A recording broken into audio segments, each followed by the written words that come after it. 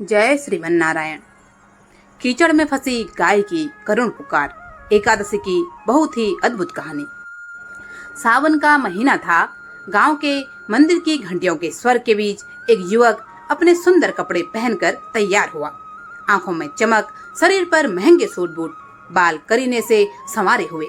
उसका उद्देश्य था अपनी प्रिय पत्नी को ससुराल से लेकर अपने घर लाना। वह दर्प से भरा हुआ था, सोचता जा रहा था कि आज पूरे गांव में उसकी शान फैलेगी जब वह अपनी पत्नी को लेकर वापस आएगा। वह रास्ते से जा ही रहा था कि एक मोड़ पर अचानक उसकी नजर एक गाय पर पड़ी। गाय कीचड़ में बुरी तरह फंसी हुई थी।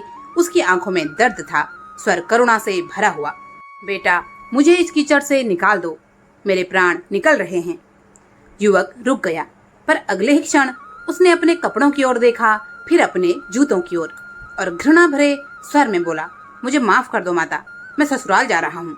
यदि मेरे कपड़े गंदे हो गए तो पत्नी क्या सोचेगी, मेरा ससुराल क्या सोचेगा।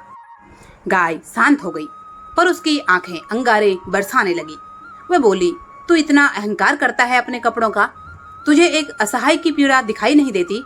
अच्छा जा, लेकिन सुन, तू जैसे ही ससुराल पहुंचेगा, यदि नहाएगा तो आधा गधा बन जाएगा, और यदि खाएगा तो पूरा गधा।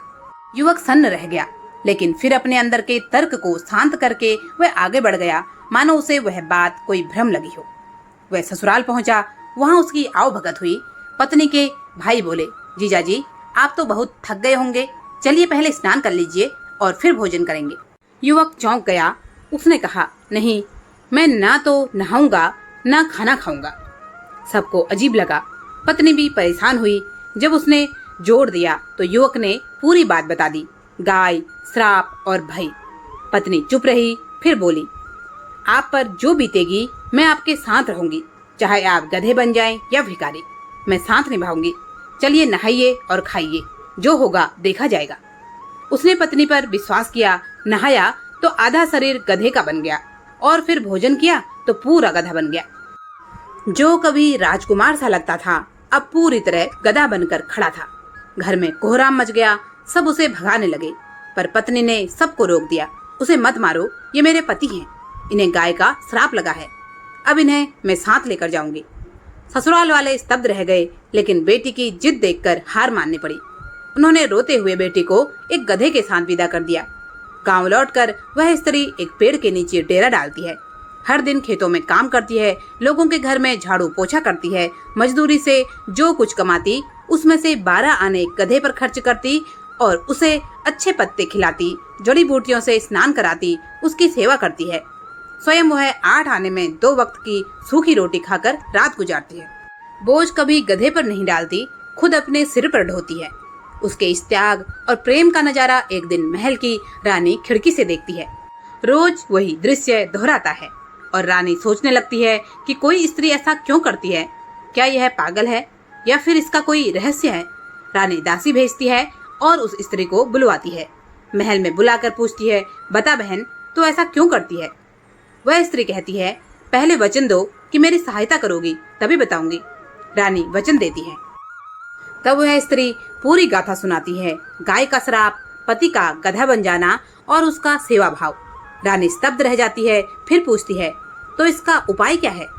स्त्री कहती है, विद्वान पंडितों ने कहा है, यदि कोई 24 एकादशी व्रत करके उसका संकल्प करके फल मेरे पति को दे दे और उसके नहाने के जल से उन्हें स्नान कराया जाए तो वह पहले जैसे पुरुष बन जाएंगे।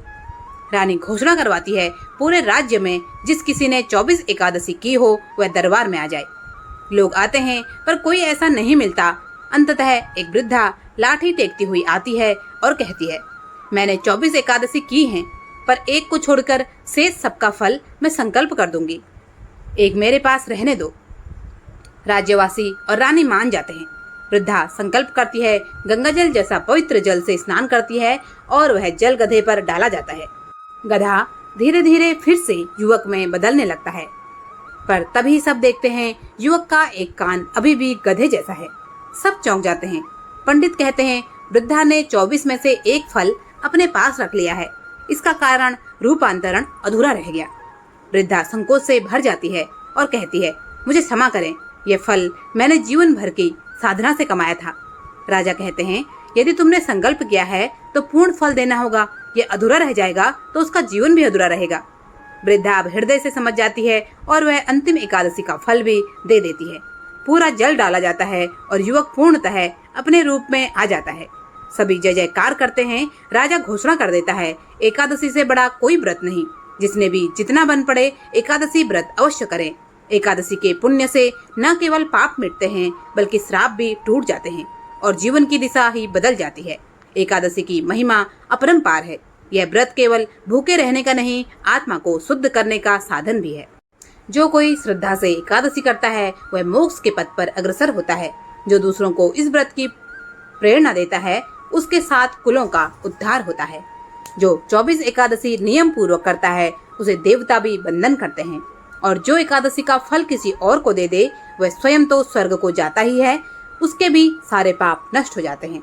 जय श्री हरि विष्णु, जय माता लक्ष्मी। सबके भंडार भरे रखना भगवान। एकादशी व्रत से उत्तम कोई साधना नहीं। आज की यह छोटी सी कथा यदि आपको पसंद आई हो तो कृपया वीडियो को लाइक करें। चैनल पर नए हैं तो सब्सक्राइब अवश्य करें। आपका बहुत बहुत धन्यवाद। जय श्री हरि विष्णु, जय माता लक्ष्मी।